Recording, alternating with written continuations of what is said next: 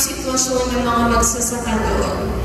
Dahil palagi silang nagigipit sa mga tinatawag natin na loan sharks. Narinig niyo na po ba yung loan sharks? Sino pong pamilya? Sige. Ayan po. Para mas explain ko po, pag sinabing loan sharks, ito yung mga nagpapautang sa napakataas na interest, napakahigpit nilang maningil, and they are operating outside of a local authority. Meaning, sila po ay illegal.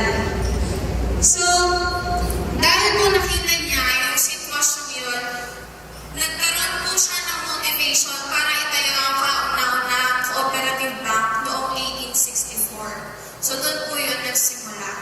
At para maalala natin and to live by the practices na sinimulan ko ni Raifensin, I think ang pinakamahalagang gawin natin ngayong araw na ito is to be proactive.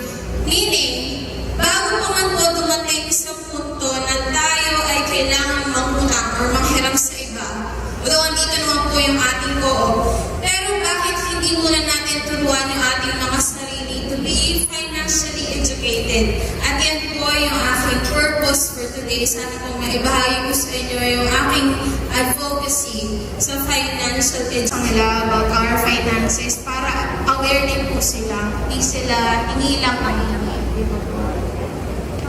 ito po personally, I am doing this, yung envelope method.